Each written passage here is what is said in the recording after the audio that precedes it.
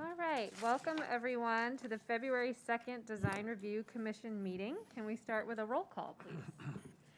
Yes, we can. Commissioner Krelling. Here. Commissioner Gorney. Here. Chair Case. Here. We have three members. We have a quorum. Commissioners Valia and Commissioner Killian will not make it this evening, and they have let me know that. Fantastic. All right, we'll move on to item number 2, consent calendar. So this is for items placed by the commission secretary if something is expected to be routinely approved. Anything for the consent calendar tonight, secretary? There is none. Wonderful. Item 3, public communications. So this portion is reserved for comments on items not on the agenda. And we'll give a pause for any of our Zoom participants. I'm seeing no hands. Okay, so with that, we will move to item 4, our public hearing. So if we could start with a staff presentation on the Montego Senior Living Project.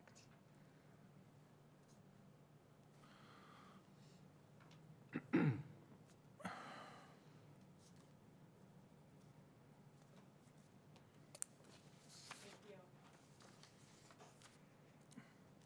evening, Commissioners. My name is Haley Prophet, Senior Planner here with the City of Walnut Creek.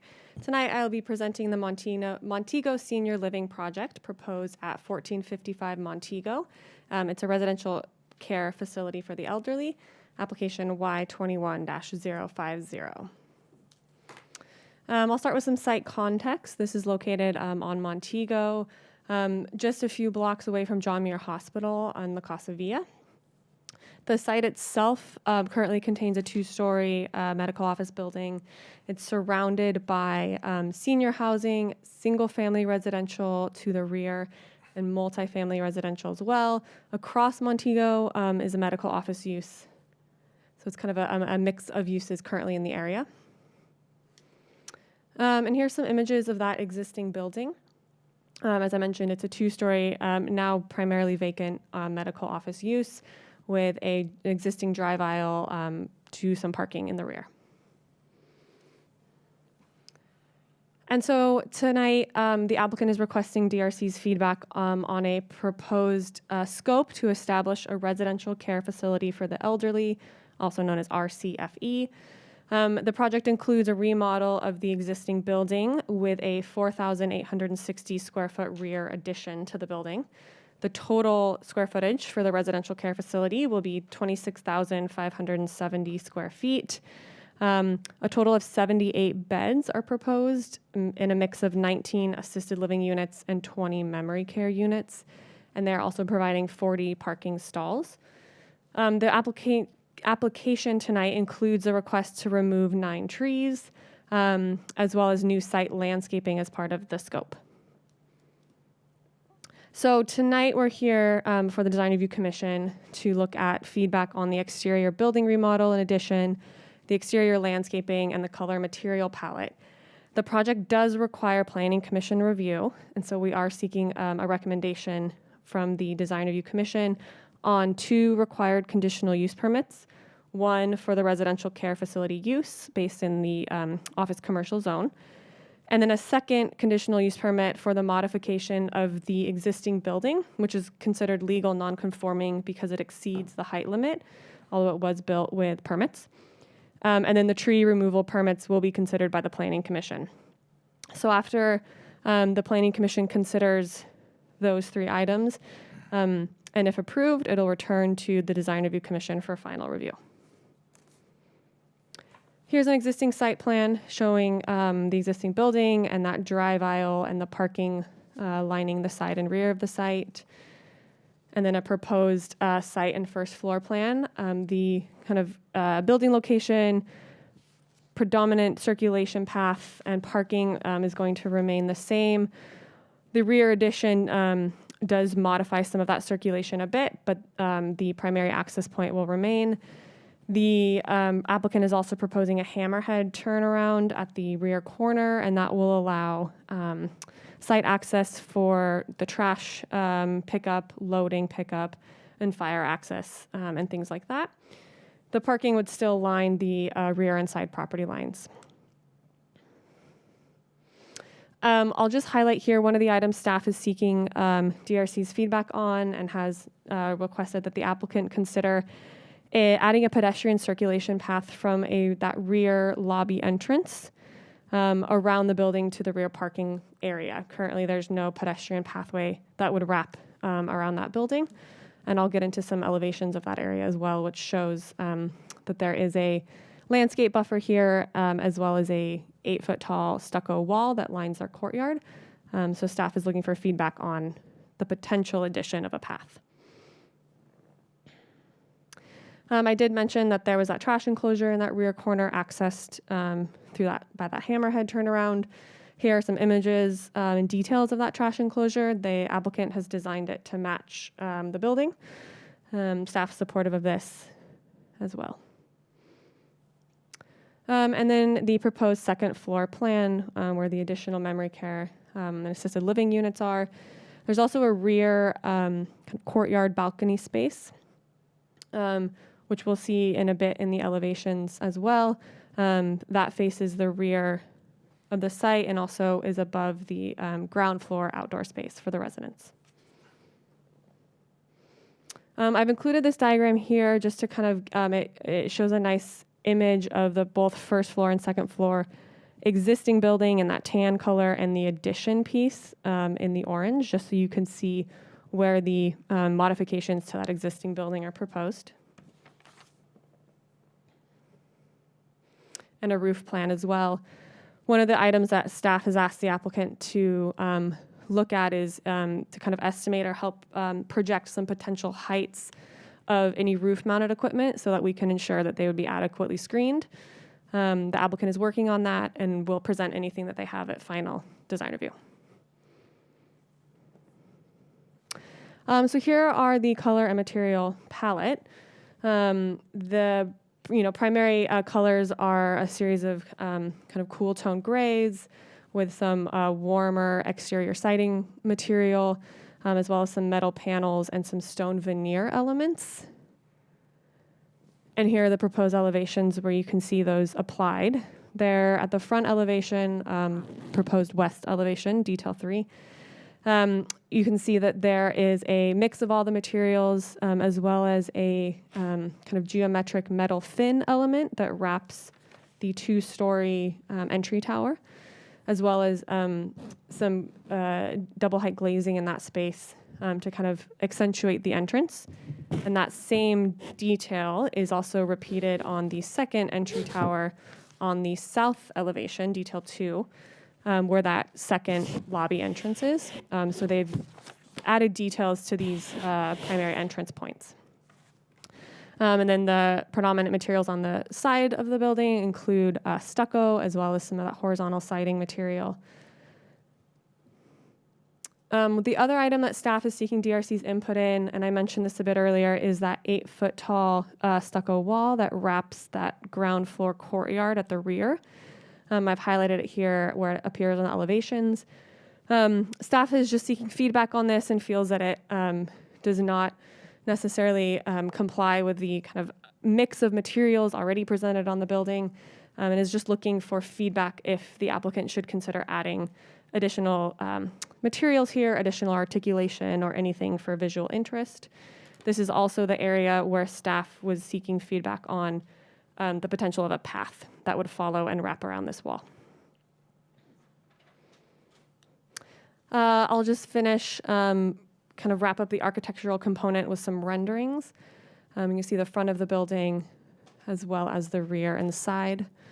And in that upper right-hand diagram, you also get a glimpse a little bit of that wall for the ground floor and then that upper balcony space.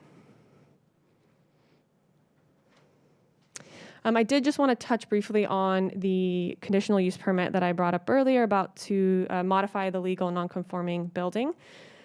I wanted to clarify that they are not increasing the height of the existing building. I've dashed in red here the existing south elevation on the upper drawing and the proposed south elevation. That red line is the existing 29-foot height limit.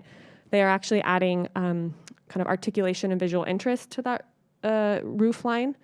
The maximum height of it will not exceed 29 feet, except for the 2 entry towers, which are allowed to exceed, per the code. There's exceptions there. So they are simply just modifying that height, not increasing it. And because of that, and because their addition meets the 25-foot height limit of the zone, staff is supportive, but is seeking DRC's feedback. I'll move on to the landscape plan as well. The applicant is proposing a series of shrubs and ground cover and grasses along all borders of the property line, as well as significant landscaping at the front of the building, including a water feature and some trees.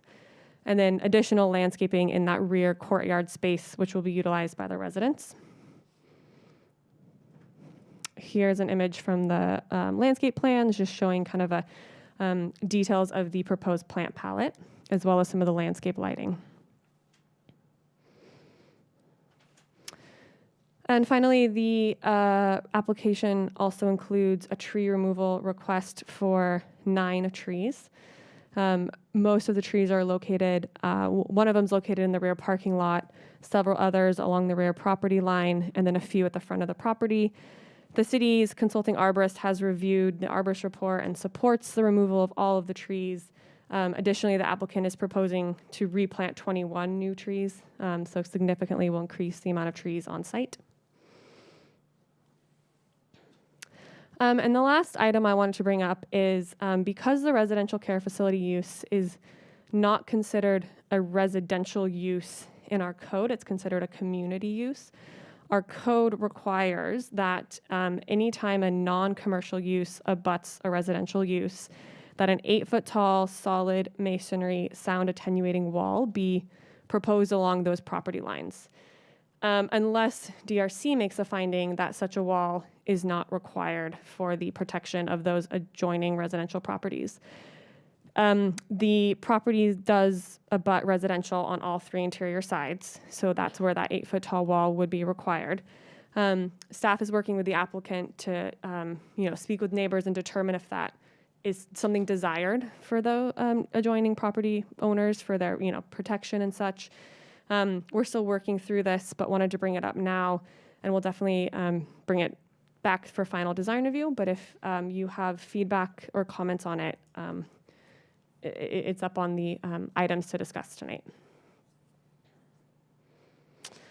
So just to summarize, staff is seeking feedback and comments on all of the proposed site modifications and building modifications, but is highlighting a few for your review tonight.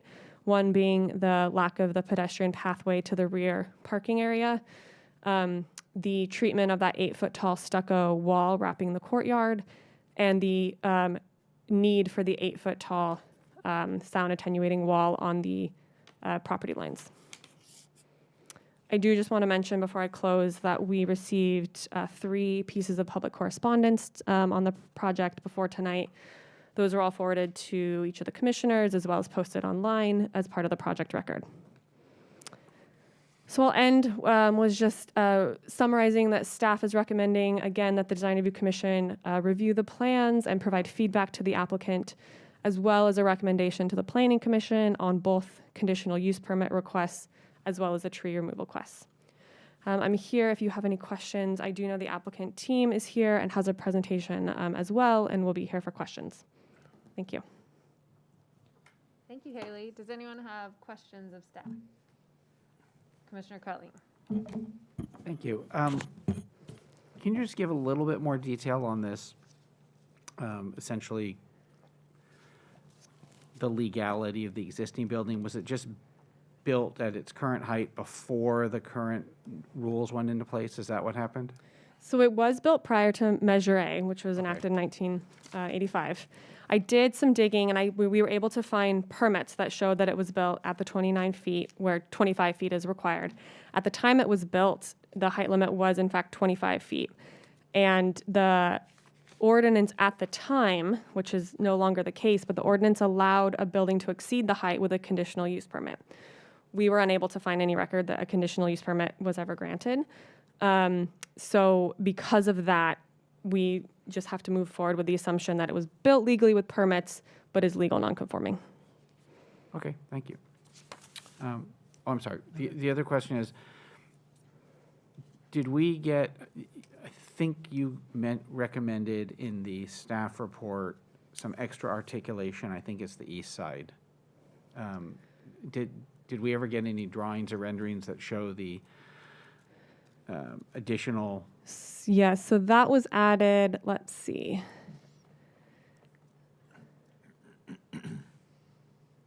The piece that if I'm remembering correct, would be the north elevation along the bottom elevation. The east elevation is the rear shown at the top. So if what we're talking about is the north elevation, so the applicant did, and it's kind of bubbled in that bottom, a little hard to see, but in that bottom elevation, it's those 2 areas or 3 areas where on the second level where those window pop-outs occur, where the horizontal siding, that was added by the applicant to kind of address some of staff's concerns for articulation on that. So we just wanted to highlight that the applicant has taken that into consideration. Okay, thank you. And that was in the northwest corner in the front? Is that the one you're saying? No, it's along that north interior property line that abuts the Oh, senior living. okay. Okay. One of the neighbors had a question about having a outdoor space on the second floor when they have, I don't know if it's condos or apartments next door. Any thoughts from the city about that? We'll ask the applicant, but I was just wondering whether there's any. So that second floor area is set back quite a bit from the rear property line as well as the side property line. And given, I did speak with the applicant about this, and given the context of the use, that it's a residential care home, the number of staff that is always on premise at any one time is quite a bit, and they do actively manage to make sure that nothing is stored or left in these areas. It's also a common area. It's not a private balcony. So, staff is comfortable with the glass railing as proposed, but would also be open to another more solid material. And I think the applicant would be as well. And the glass railing, I'm assuming, is there for sound attenuation? More sound than anything I'm thinking about on that. Yeah, and I don't know if the applicant had explored additional solid materials at it previous. Staff had always been presented with the glass railing. Okay. I know how those seniors can party. So, thank you. Haley, would you mind speaking a little bit to what you know of as the rules for the construction process? Because I know there was concerns for that as well. Yeah, so this project, if approved, would be subject to our city standard construction kind of guidelines, which include work Monday through Friday from 8 to 5. There are, some times where applicants can request after-hour work permits. Those would be for any work in addition to those times, so evening hours, early morning hours, or weekend. And that's reviewed on a case-by-case process with planning, engineering, and building, everyone involved, and we look at the context to see who would be impacted. And there's other construction-related, kind of regulations that any project would have to follow in terms of, access to the site, storage of materials, not being able to park in adjacent residential neighborhoods. So this project would be no different than any other project. Okay, thank you. I could add that the after-hours work permits are usually only granted for work that is very quiet. Okay. No loud machinery or anything like that could be used. Okay. But the impact to people on Zoom in the middle of the day is kind of nothing avoidable. Yeah, if it's construction-related work that is part of their approved permit under the approved work hours, it would be allowed. Okay. Any other questions of staff? Okay, thank you. Can we have the presentation from the applicant? Yes, so the applicant's joining on Zoom as well, and we'll have a presentation there. Great, thanks. Great. I am Doug Pancake. I'm the principal of Douglas Pancake Architects. How is everybody tonight? I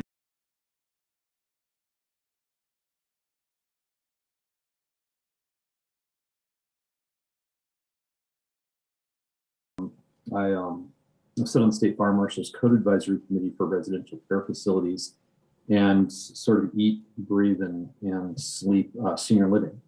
It's our life's passion. We know that the work that we do enhances the lives and the life experience of our elders who live in these buildings.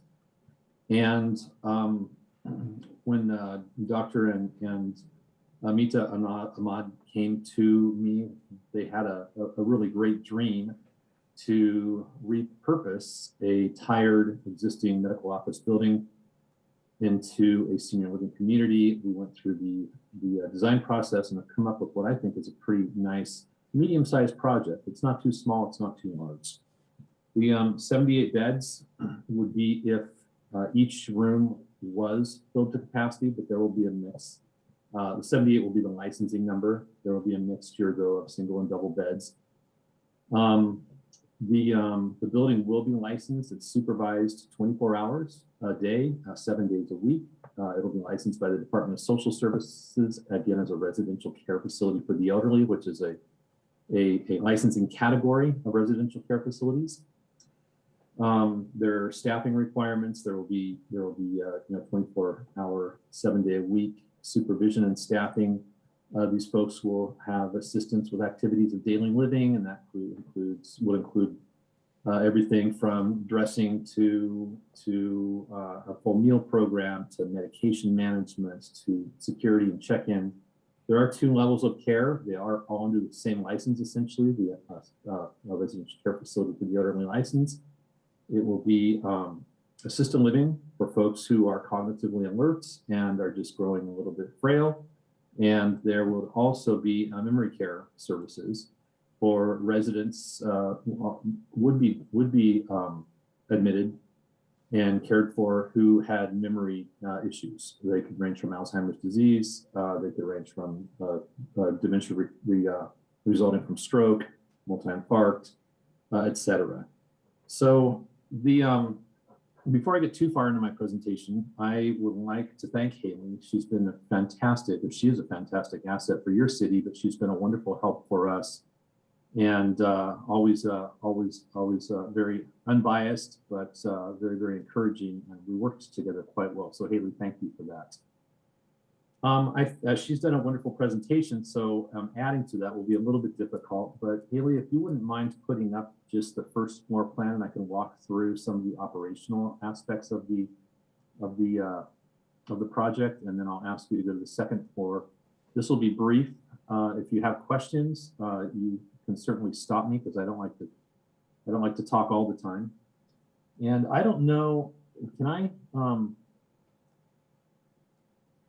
I don't know if I can drive, so I'm going to have to just use a visual. I'm just going to have to describe the building. So you see all of our green units. This is essentially this kind of lime green color. This is essentially the location of the medical office building, and we were able to create a nice rhythm that would make some nice size, actually generously sized residential units. They're all again designed for 2 beds, but our client and the operator would be able to have discretion and provide somebody with a single room if they wanted to make those arrangements.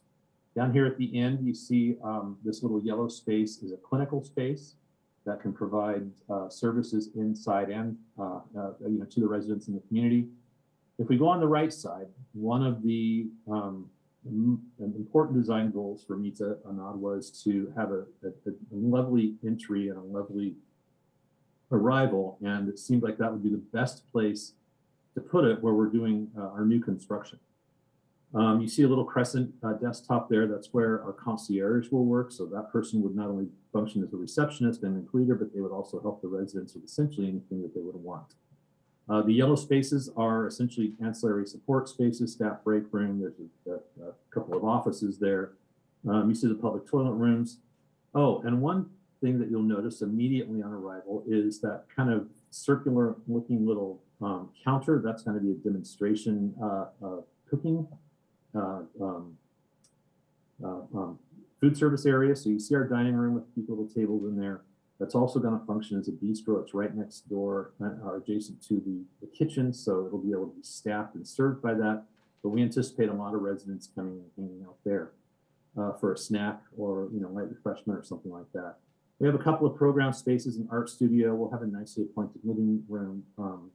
And so the building has been designed with Dr. and Mita's Anand's input to accommodate a really wonderful activity activity program. You see to the right of that, we have a lovely enclosed patio and garden area. There's a looping circulation path where the residents will start and end essentially at the same place.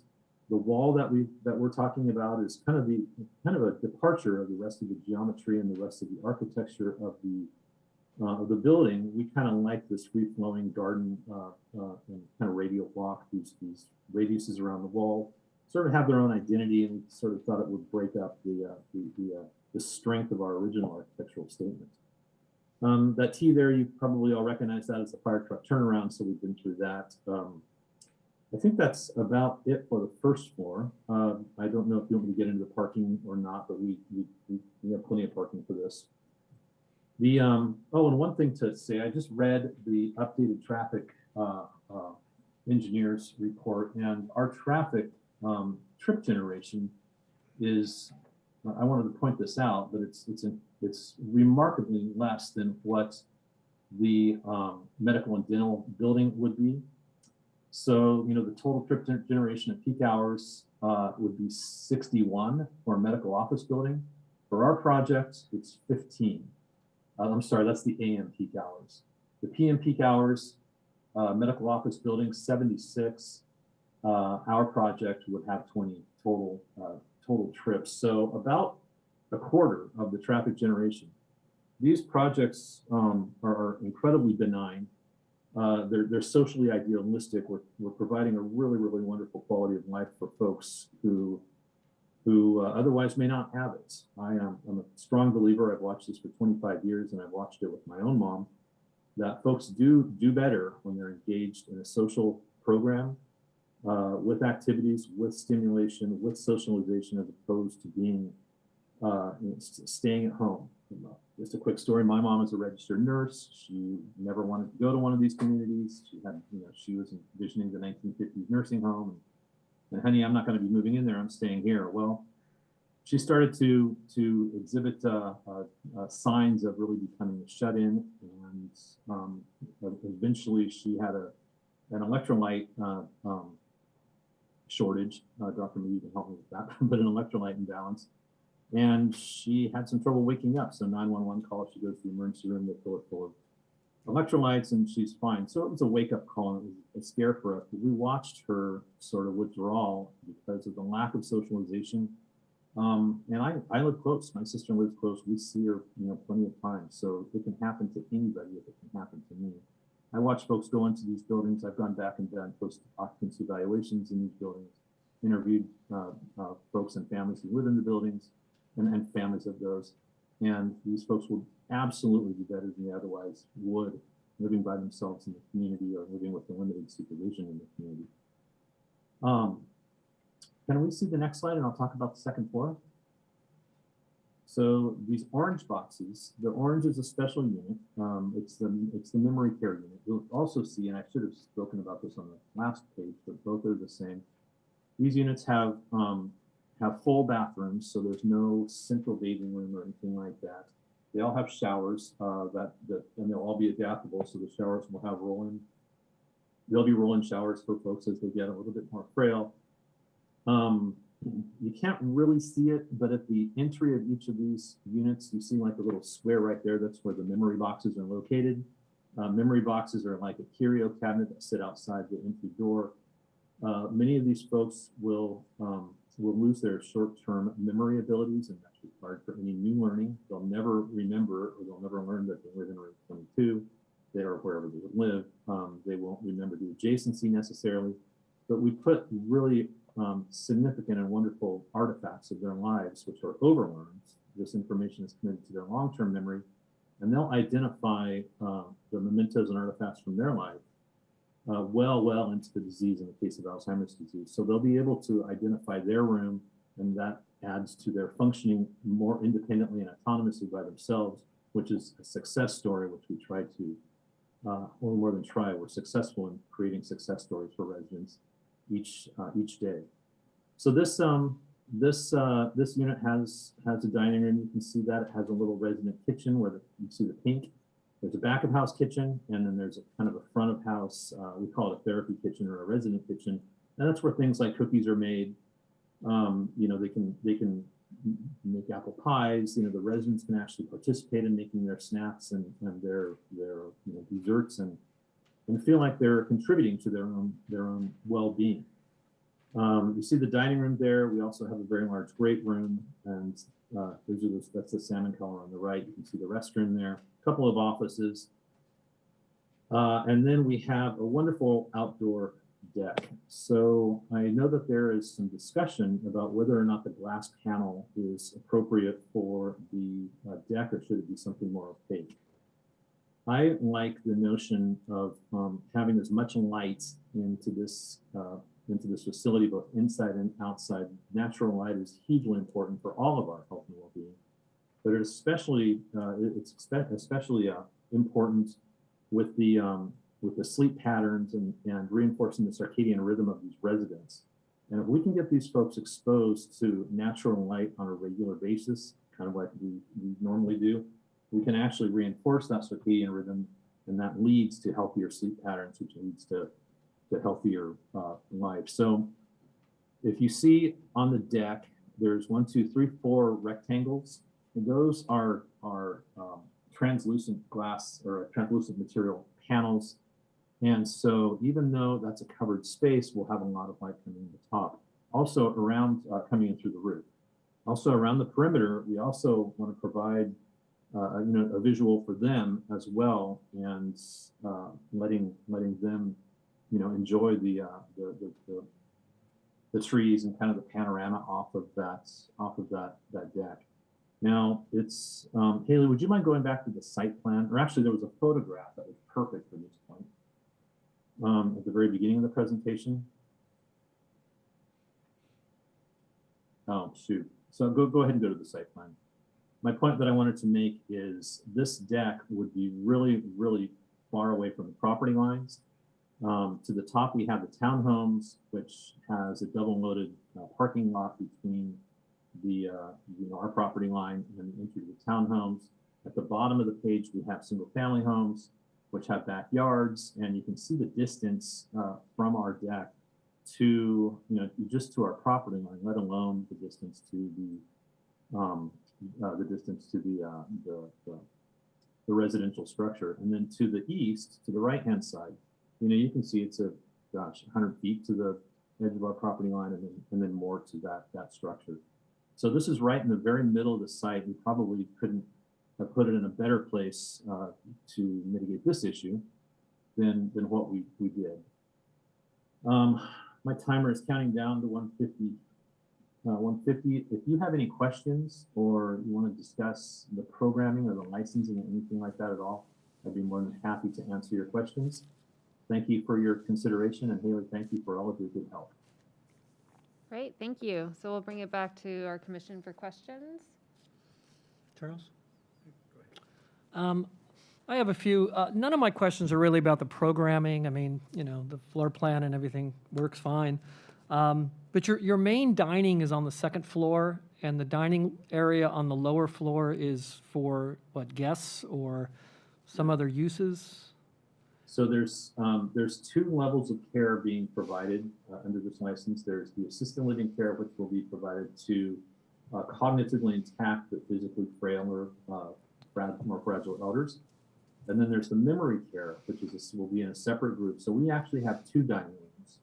They're connected through the kitchen by a service elevator. So the kitchen is on the ground floor, immediately adjacent to the dining room. Right. And then we have a small servery, kind of a finishing kitchen right next to the elevator on the top floor. We have a dining room up there for the memory care residents as well. So they will be together but separate, and memory care folks will do better in a smaller dining room. There's a reason we segregate them. And so that's a pretty common approach in these kind of blended multi-level care projects. And no, it didn't work to have the main dining downstairs where it could be on grade and open out into the garden versus having it on a second floor with all the waterproofing and all the other stuff.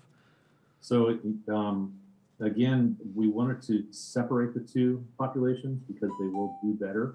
Mm-hmm. It's easier to focus if you have memory impairment. It's easier to focus on dining in a smaller environment. And we also wanted to put the dining room adjacent to the living room, adjacent to the other amenity and program spaces, so that it creates the feeling of a household for both groups, really, but I kind of default to memory care because that's where it's most important. This is just a technical question, and I want to see you just a kind of a yes or no. You've checked your exiting from the upstairs, having dining areas and outdoor dining and all those people gathering in what could be an assembly space, and they don't Yes. need two exits, and the one exit you have leads back out through the main lobby, and that's okay because it works code-wise? I'm just curious.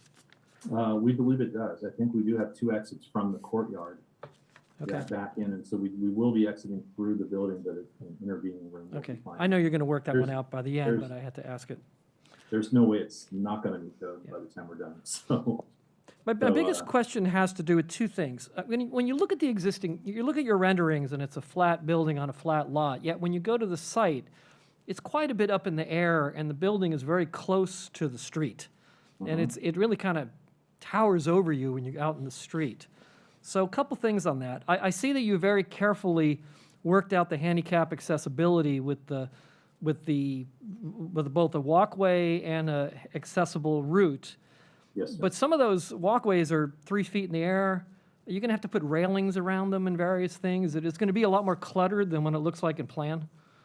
So the ramping, where we have a slope that exceeds 1 to 20, we are going to 1 foot per 20, 1 foot drop for 20 feet of run. We are going to have to put handrails on them.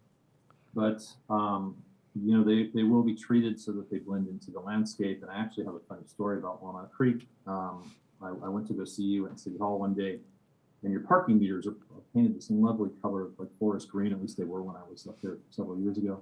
It was raining. I ran across the street to go into City Hall. I didn't see the parking meter, and I got a ticket. So I thought, well, that's my own fault. I should have seen it. But so we do lots of things to soften that. We don't like clutter. These buildings need to be they need to be pristine. They need to appeal to the market that they serve. We need to present the image of caring and quality.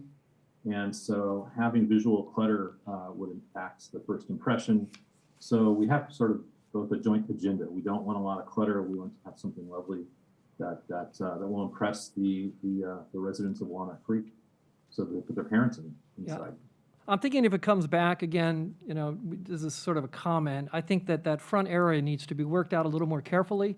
I think you have a wing wall on the right side of the front door that actually juts out into the walkway for the sloped sidewalk.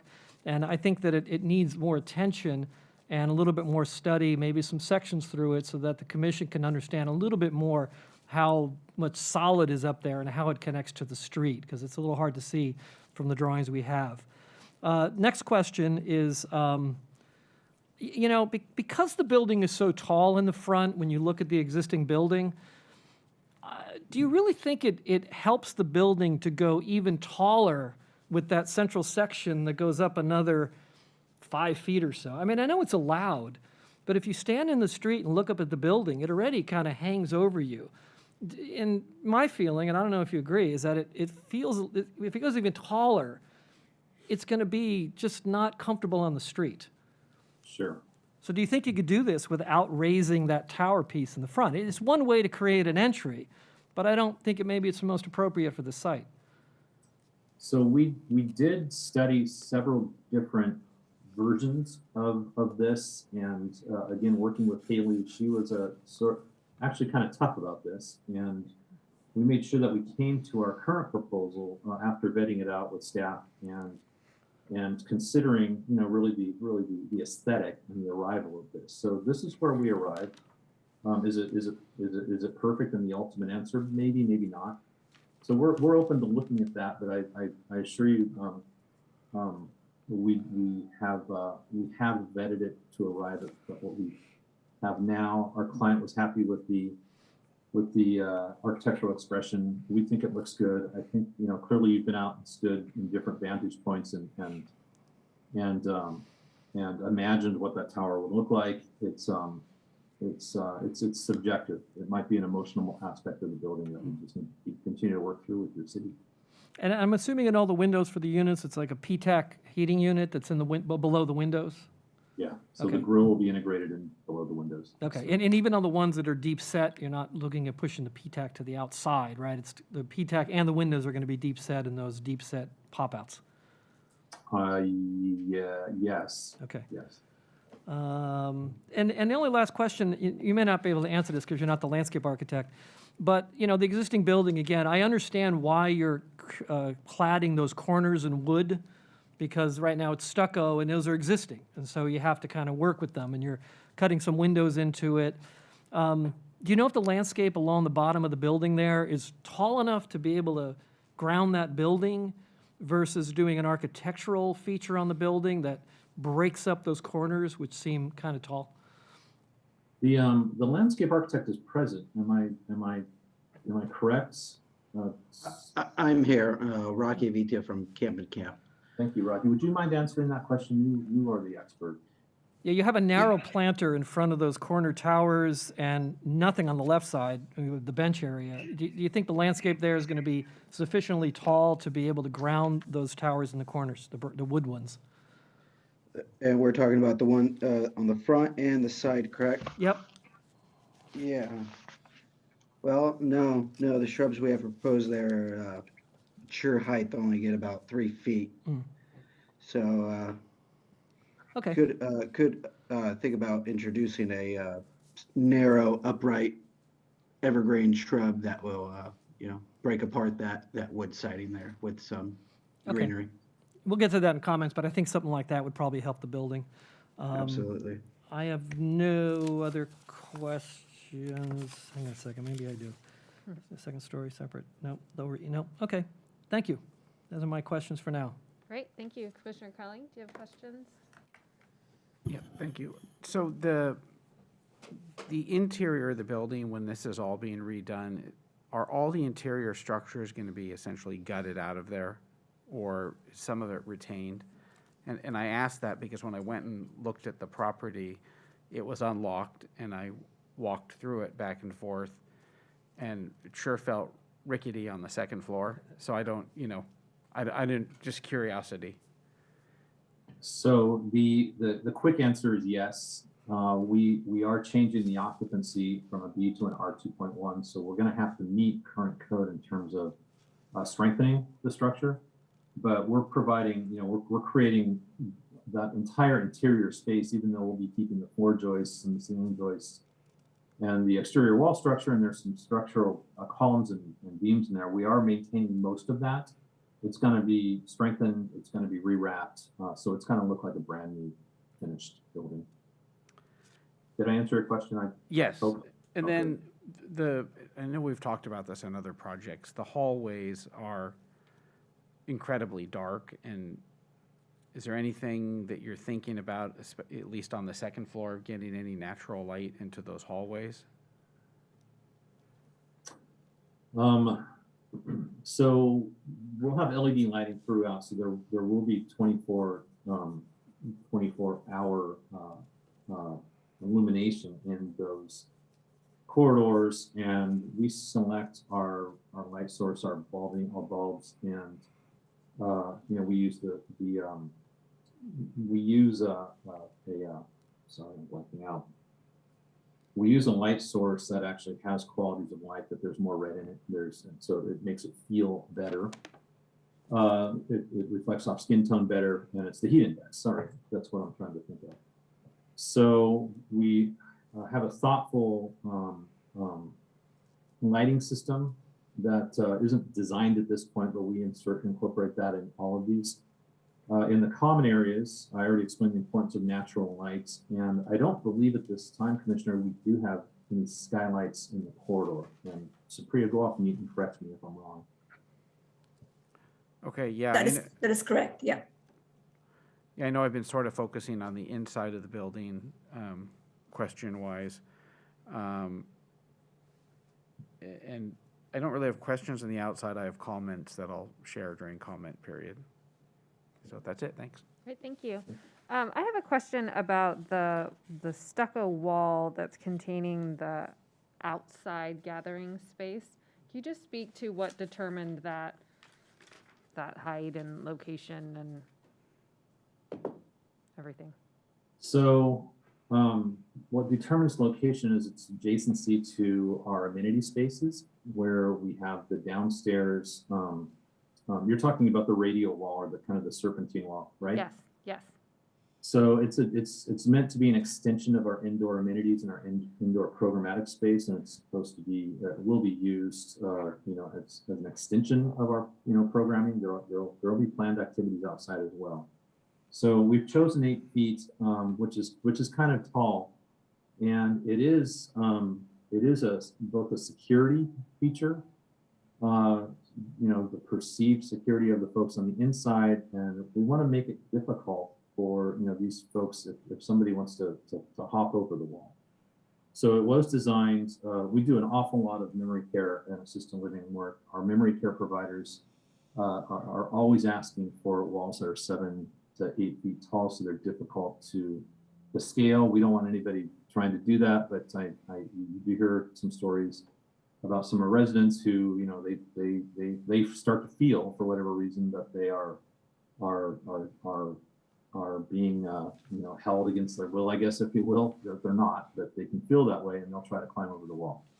So there is a way out, but security is important from an elopement standpoint as well as an intruder standpoint. All of this is a very sensitive subject, as you can imagine. It's all kind of directed by our BSS and our licensing as to how we can create our enclosures and that sort of thing. But yeah, that's the height is really as a direct result of that.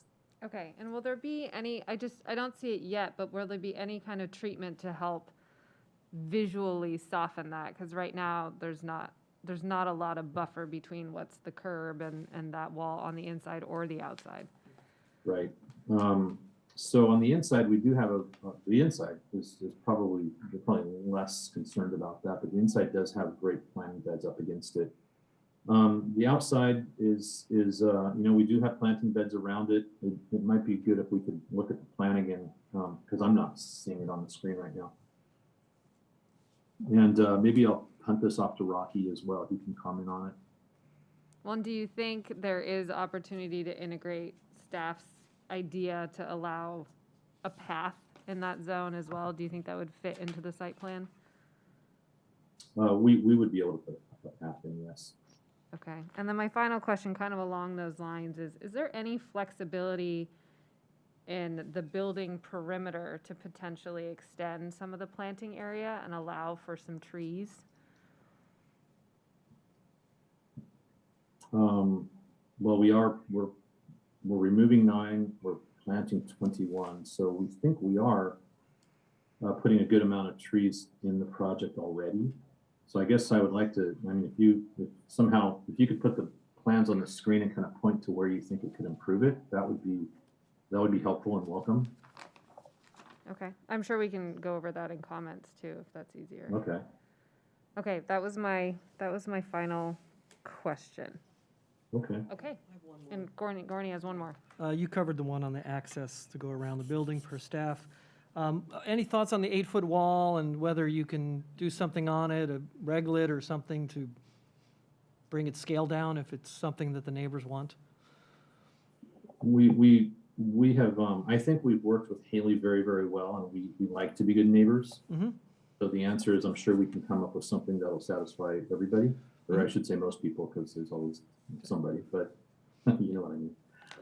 I would be happy to work with the city and come to the best conclusion. Last question is about the fountain in the front. We don't see a lot of fountains anymore because we have a drought, and it always seems that they waste water. I mean, is it there so that when people sit at the bench, they have something to listen to and not hear the road, or is it just a visual feature? I'm just curious. I haven't seen one in a while. It takes up a lot of that sort of front space. Right. Supriya, would you mind addressing this?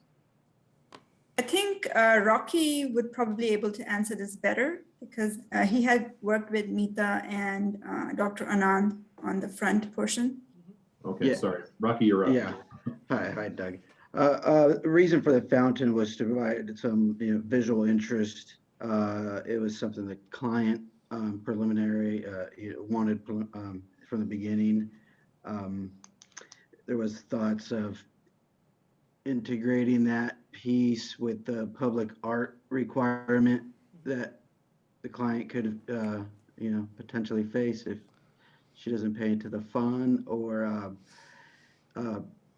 it wasn't really thought out all the way through, but the intent was that it was a tile-lined reservoir with bubbling fountains, just to provide sound and visual interest to the entry. Okay. Thanks. You're welcome. And one more from Commissioner Crowley. And I don't know if this is for the applicant or back to Haley. The shielding wall, if you will, the 8-foot stucco separation between uses, where would that be, or what's the best page to look at to see where we would see something like that? So that's meant to be along the property line. So instead of your typical residential 6-foot wood fence, if the code is followed and if all, adjoining property owners would like that, it would occur on the, north, east, and south property lines, so on all interior. So they're currently not showing it here, actually. There we go. So it's that wherever that red line wrapping the property, that's where it would be required. And the DRC is the body that could make, a finding that it was not necessary. It wouldn't be a staff decision. But with, we could kind of provide some input to help you make that finding if that's something you would look to do. And if I may, commissioners, we would be in support of lowering the wall to make it feel more residential. And even though this is a public use, or even though the city has defined it as a public use, it is a really a quasi-residential building. It's licensed care, but it's a R2.1 residential occupancy. Folks do stay the night here and live in this building, and so it's we really try to make this feel as residential and comfortable for the residents as possible, even though it's a licensed care facility. And I'm talking out of both sides of my wall now, on my mouth now, because we do want the 8-foot wall for our security purposes adjacent to the programming, or defining that program space. But this wall, this is such a benign use. We want it to look like a residential development. I think the tall wall at the perimeter actually conflicts with that concept. So we would be a proponent of lowering that if it met with your satisfaction. And the other question, we may not know the answer yet, because there's a lot of these homes are higher up than the property. Is there any place, do we know, where that 8-foot wall, the top of the wall, would be higher than existing fence lines already there in the backyards of these homes? Well, I could speak to I believe the existing fence lines on this property are 6 feet, so they would be taller. One of the things that staff and the applicant can look into is what the adjacent grades are on all the properties and what the impact would be for the adjacent property. And one of the other things that, obviously staff, the applicant will do is reach out to those direct property owners because their feedback will be, crucial in kind of deciding that. So we'll have all that when we come back for final design review? Yes. To consider? Okay, Yes. thanks. And the wall would replace their existing fence?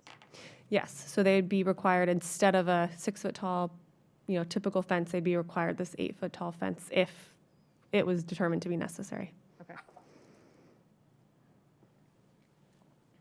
Okay, so at this point, we'll open it up for public comment. We have some people in the audience, and then we'll also provide an opportunity if there's anyone joining via Zoom. Oh, I forgot to read our Zoom thing, although I imagine at this point, people have already figured it out. Hello, my name's Rod Freetag. I live at 1430 Corby Court, and you have my written comments. At some point, we're probably not far enough along to talk operational noise issues or lighting issues that may impact the surrounding residences between the hours of 10 p.m. and 7 a.m. But at some point, I would hope we'd have that discussion. As for the project, I think it's a great use for that particular facility. I do have a couple of comments. The fence, definitely I'd like to stay with a wood fence, whether it's 6, 7, or 8 feet tall, that's something we can talk about. The second floor balcony area where they have the clear enclosure. Just speaking from personal experience, I had my mother over at Atria. We know lots of people from Shell Ridge Community Church that stay over there. And basically, when you're elderly, you get a little shaky, and you don't want to go near something that doesn't present a visual barrier. So just something to think about. Maybe in the lower part, they can put some kind of screening or metal lattice or whatever is architecturally pleasing. But my experience has been that people do not use the balconies at Atria because they're afraid of the height. So something to consider. And that's all I have to say. Great, thank you. Yeah, looks like a good project. Mr. Freitag, really nicely written letter, by the way. Yeah. I enjoyed reading your letter. Very clear. Mm-hmm. Okay, do we have anyone else from the public who would like to comment? We do have one hand up. Okay, we have a hand raised in our Zoom. Promote her.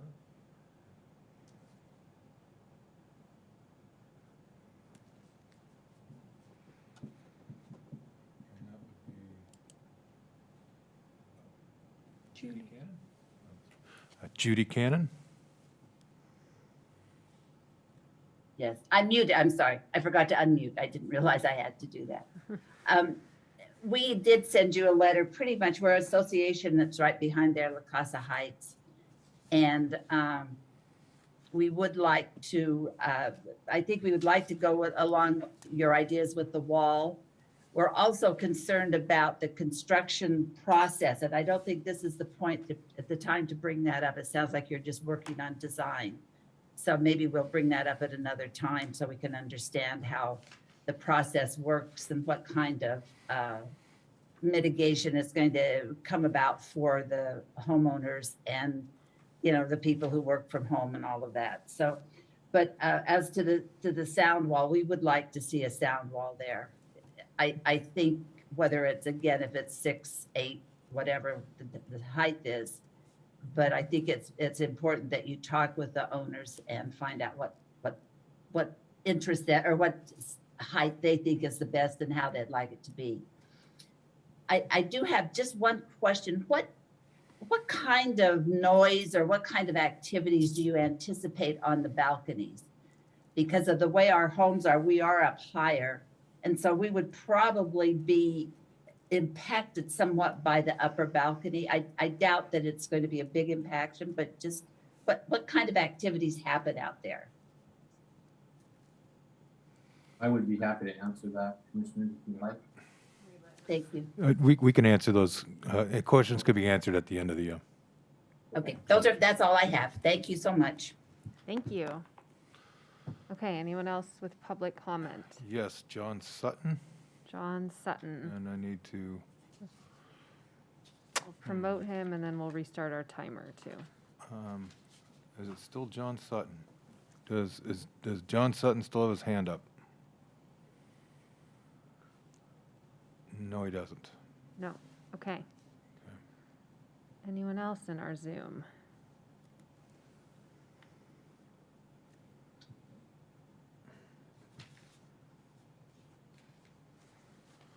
I'm seeing, yes, John. John Sutton, you're back. There's a couple, okay. I've promoted John Sutton to panelist.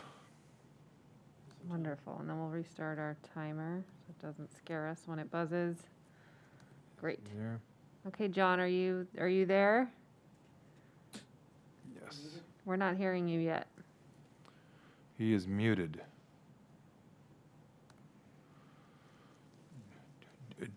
There you go. Thank you. All right. I also am a resident of the adjacent La Casa Heights properties. And first of all, about the sound wall, in my mind, this is just me speaking, it doesn't have to be a permanent structure. To me, it's primarily there while the construction process is going on. That's my own thought on that sound wall. And my principal interest that hasn't been brought up at the moment is what happens during the construction process along Montego Way. And my concern is that it'll disrupt the normal use of parking spaces. And I wonder where the construction vehicles are going to operate from. I'm hoping it's not on Montego Way. How does that work? The applicant will address this at the end of the public comment period. Okay.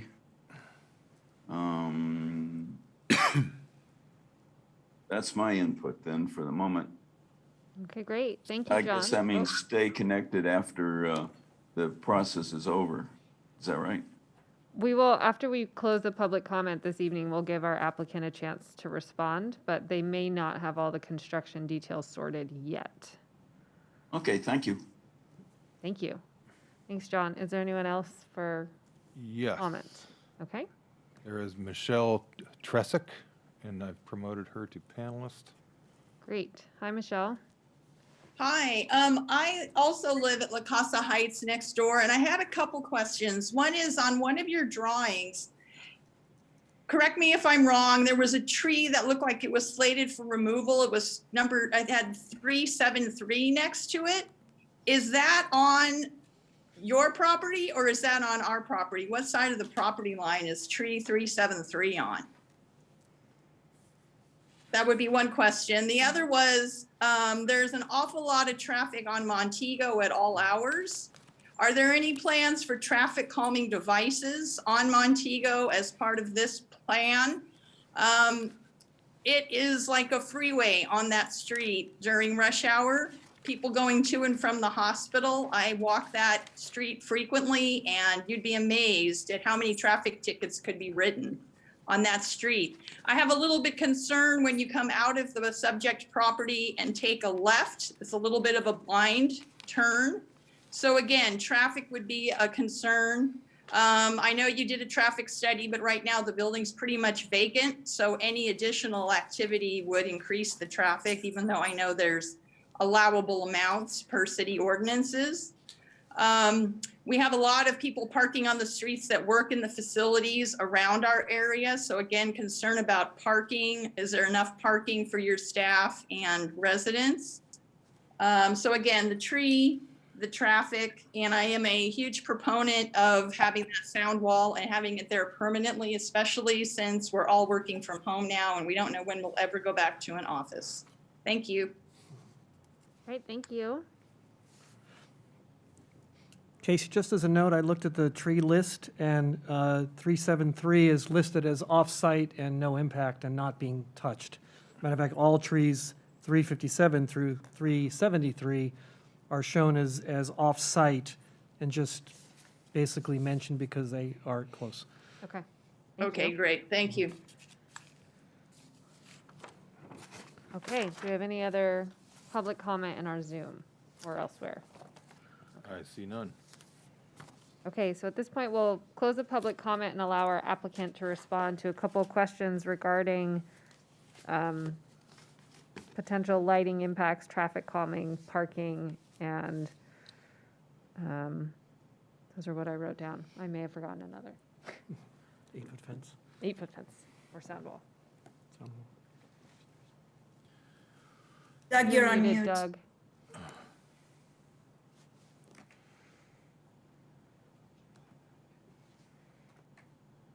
Sorry, I should be an expert by this by now. I took some notes, so if I do miss a question, please remind me, and I'll try to answer it. So there was a good question about the level of activity on the balcony. So we're not going to be having rock and roll parties, house parties in here. As a general comment, these communities are, again, very, very benign. They close down at 7:30 or 8 o'clock in terms of the activity of the residents. A lot of these folks go to bed early.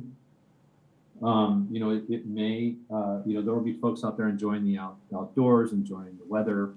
There may be, there probably will be, a couple of tables where folks will come out and enjoy a beverage, maybe some kind of game that they would play. Every once in a while there might be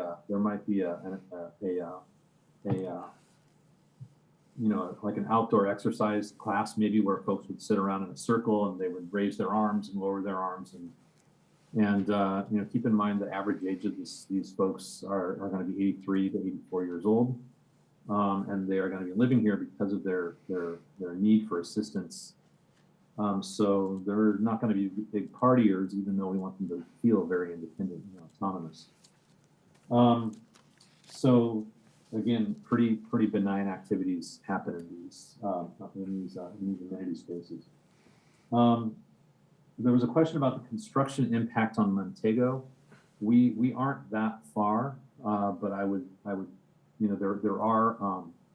there are some concerns, or at least what I think of when I hear about construction impacts would be standing trucks, construction staging on the side of the road, that kind of thing. The city does have ordinances, and you're not allowed to stage, and you're not allowed to park and utilize the roadway without a special temporary permit. I suppose if there was like a lumber drop, there's sometimes the truck might have to sit there for a few minutes while they open the gate or make way for it, but it's very, very temporary. I think it would be reasonable that there would be some modification or some impact to the street where we would be tying into services. Those are typically 1 or 2 day trenching and connecting a water line or sewer line or something like that, and then filling it back in. So the traffic control would be permitted and would be something you see in construction projects. It's going to be a construction project, and unfortunately there is a bit of community impact on these. But again, this is a relatively small project. It's not going to be like the hospital project by any means. 373, I'm glad that question was answered, because I would be very embarrassed if we identified a tree to be removed on someone else's property. That would not be good. So traffic calming on Montego, there's nothing planned at this point, and that would be something that the city would require. But again, we just got a modified or a final traffic engineer's report, and our traffic impact in terms of trip generation is about a quarter of what the existing use is. So if that building were resurrected as a medical office building, it would have 4 times the traffic impacts on it that our building has. So these folks don't drive. They've given up their cars years before they would probably move out of their family home. There are employees and staff here, but we have a lot of parking. I know that we meet the requirements. I feel like I'm missing the last question. Can you help me out, Haley? Those were the ones that I had noted. Yeah, and I think there was some questions regarding parking for construction. I'm assuming it was for the workers. Yeah. Sure. So the contractors typically put together a parking and transportation plan. All of the cities I work on sort of frown on street parking or illegal parking or parking spilling over into the neighborhoods, and they don't the contractors need to abide by whatever conditions the city places on our projects. We are lucky that we have a large site, so in terms of staging, we've got a ton of area at the perimeter, the existing parking lot. There's a lot of spaces, so we're not going to be having to spill over onto the street or borrow space from somebody else. I could easily, and I'm just the architect, I'm not a contractor, but I could easily see all of our staging happening on our site and being kind of self-contained. Okay, great, thank you. So- Questions about the sound wall, stucco wall? Questions about the sound wall or stucco wall? I think it sounded to me like they're working on discussing with the neighbors what the preference would be, and it's not determined yet. Is that accurate? Yeah, I'll say, I think it sounds like we received some neighbor feedback on it. We'll circle back with those adjacent neighbors, some of which commented tonight, but others might not have. So we'll reach out to those. Okay, perfect, thank you. So at this point, I'm gonna close our public comment, assuming there's no one else from the Zoom. And then bring it back to our commission for comments and our discussion as to whether or not we recommend it to planning commission. Any comments on the tree removals, the suggestion of the rear pathway to the parking, and the 8-foot stucco wall at the courtyard plaza area. Okay, You wanna go? Sure. go ahead, anyone. You go ahead. Okay, thank you. I do think this is a good use. After visiting the site, that building is, for lack of a better term, it's somewhat of an eyesore currently. And I think the redo on this will definitely vastly improve the landscape, the architectural landscape of that area. I think the colors are really good and the finishes. I do like that. That north wall, I'll just refer to it as the flat wall, since I'm the non-architect here. I think it could use even more architectural interest or articulation. If you look at the south side, you've got the kind of the little wall sticking out, and then you've got the 4 windows that prominently stick out. And then you go to the back side, and you kind of have a little bit on each side, and you have one in the middle. It would seem like if you could sort of mimic to some level what you've got on the south side and the north side, it would look a lot better. Because that's one of the things that really struck me walking around that building, is it was just like a box with flat sides and a bunch of holes in it for the windows, and it was not very good looking. So something to consider. In terms of the conditional use permit, yeah, I would recommend this use for it, for sure. In terms of the stucco 8-foot wall, sound wall, I think primarily it should be based on what the neighbors are looking for, both in terms of height and material. Maybe it doesn't need to be stucco. That might not be the most attractive thing. So Can I just jump in and clarify? Yeah. There's 2 walls, and I want to make sure that we're talking about the 2 walls. There's the proposed 8-foot tall stucco wall that wraps the courtyard, and that's on the interior of the space. And that staff is seeking input on if that needs some additional materials or Got it. articulation. And then there's the requirement for the 8-foot tall, just needs to be kind of a soundproof wall that borders the perimeter of the property, so a property line wall. And so there, I just want to clarify that there's 2 walls. okay, great. Thank you. So on the roundish serpentine wall, stucco wall around the patio, I think that should have a different finish than just plain stucco. I think there's all sorts of things you can do with stone or other things that would make that look a lot nicer, probably both on the inside and the outside. And then, yeah, my comments that I primarily made stand for the, call it the sound wall, property line wall. And then, as Commissioner Gorney brought up, the renderings don't really let you see how the ground slopes up a bit, and then there's this big, giant, massive front of that building facing the street. What's in the renderings now and the drawings now is much, much better than what's there, but it's kind of hard to tell how it'll really be because the renderings show a lot of flat landscape popping out from there. So I don't know if there's any other way to sort of terrace it out a bit so that it's not so massive right up in the front. I don't know if that's feasible because of the construction or if it can be done essentially visually with the architecture to make it feel like it's a little more terraced with the use of, colors and textures. But it really, it is so top heavy right now when you look at it. I think some more thought could go into that, and if somehow we could get a rendering that actually more fully represents what it feels like when you're standing on the sidewalk in the front there, I think would be helpful for final design.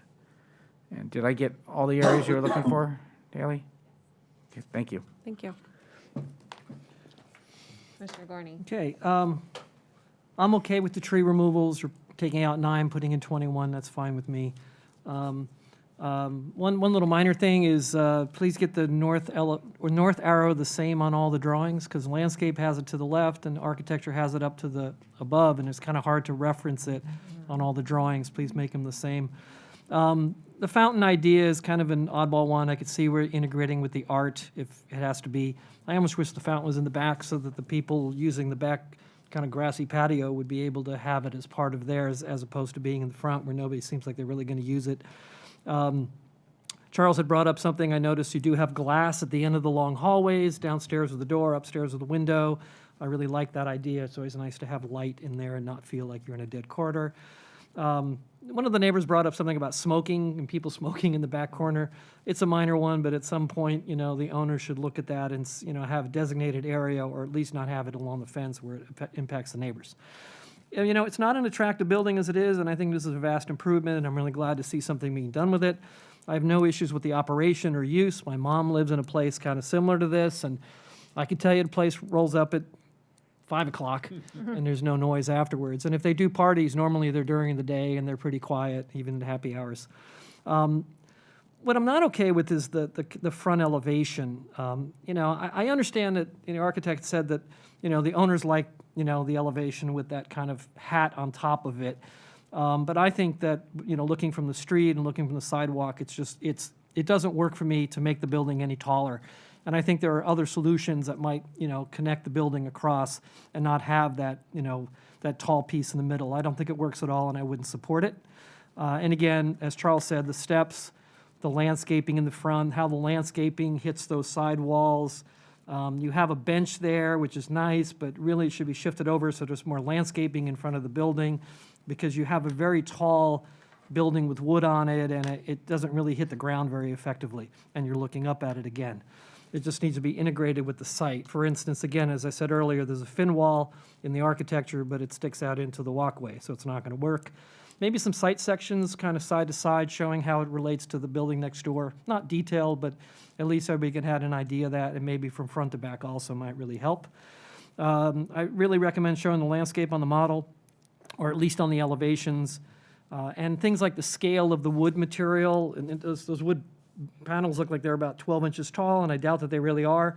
And so I think when the scale gets down on those buildings to look more like it's supposed to, it'll look better on the building, because right now I think it seems out of scale. The second story kind of tower to the right of the entry with the windows, I realize why you added the windows. It's a little odd in plan. You have kind of a bed stuck up against a window with a low sill, so all you're going to see is the back of somebody's head when they're reading. I think you really need to look at that whole room up there and make sure, maybe there's a storage room, maybe that's the bathroom, and then you could make that corner a sitting area for somebody that wants a nicer space. But I think right now, the floor plan to those windows up above doesn't really work at all. And we talked about lighting a little bit, and we'll look at that as it comes back. You have a second-story balcony, so how that lighting is mitigated at night and kind of lowered down a little bit, it will be important. I do think the courtyard wall needs more articulation, or at least, if nothing else, to grow some landscape that grows over the top of it that softens it from the ground, I think would work. But just as a blank wall, it doesn't work. And as the other ones, it's between you and the neighbors. And at some point, I don't know if we have it as a standard, but I think to have some color samples painted on the building. I realize this is coming back, but this is something we'll be looking for. Some of the colors in the pictures look odd together, or they look different in the rendering than in the little chips that we get prints of. So I think at some point, some larger colors on the building would be appropriate for a design review to look at. Other than that, I think it's a good project. I'd like to see it go to Planning Commission. Great. I agree. I think the use is suitable. As far as my comments for the site, just for next time, I do believe that the 8-foot stucco wall that is containing the back courtyard use is not, not great in appearance as it is now. So whether it's articulation or vines or maybe a more significant planting area so we could grow some taller shrubs to help ground it would be helpful. I actually feel that the entire perimeter of the building, if there were an opportunity, I don't know if the parallel parking stalls are remaining. If they're not, consume those and maybe put some trees to help scale the building down as well. I think you're consistently hearing that the building feels a little bit imposing. I also know, just because it's my neck of the woods, that views of nature help with healing and memory care, and it just helps improve human spirit, basically. So having an opportunity to have some trees visible from some of those windows, I think would be really helpful, if not just maybe some taller shrubs that can help to create a little bit of a foundation edge for the building. I think that a pathway from that rear parking area would make sense. I don't know that it has to be extensive, being as you're only capturing some parking stalls back there, but I think maybe a way to integrate that pathway and extend the landscape, if all of that were possible, would maybe rearrange the shapes a little bit and not impact the programming that's going on in that courtyard. I do like that there is a fountain in that little courtyard back there. I like that. I think that's nice. The one thing I would like to see, and maybe it's, it's just early, but just to see as much use in that space as you can get, because I really think having an opportunity to get outside is really important. I think that people need fresh air and they need to see plants and nature and maybe bird baths or whatever it may be to get people to get outside. I think that's my extent of comments, just double checking. I'm okay with the tree removals. I did see the ones that are slated for removal don't look very happy. So yes, with that, it sounds as though we're all comfortable moving this forward to Planning Commission to review that conditional use permit and the tree removals. And those were our comments. Do we have to do a vote on that, or are we just like, hey, good to go? I believe you've done your job. Okay, fantastic. Are there any questions from staff to boil down anything? No? Nope, we're all good, thank you. Wonderful. So at this point, we will move to item number 5, which is commission considerations. So this portion of the agenda is for items that are not required to be publicly noticed. Do we have anything this evening, Secretary? Well, we have 2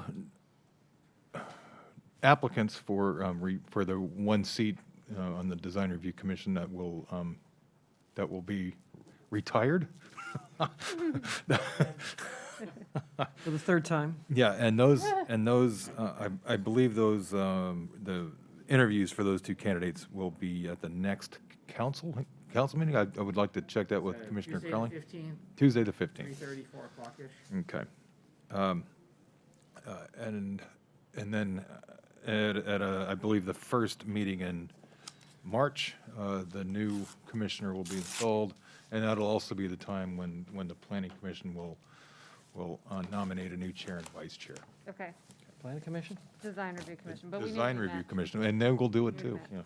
yeah. Okay. Okay, so item number 6, commission member and staff reports or announcements.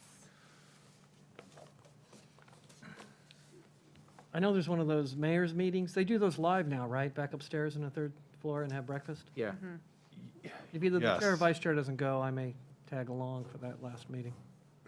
Okay, And technically speaking, we can all go. Yeah, You just as long as can't, you go. only the 2 who are designated to be at the meeting can speak. But it is open to like everybody. report it, read our little Yeah. update. And there is good food there too, and Yeah. coffee. They get There will be sunrise snacks, bistro, it's yes. yummy. Yeah. Okay, anything else from our commission members? Okay, all right, well, with that, we are adjourned. Thank you all.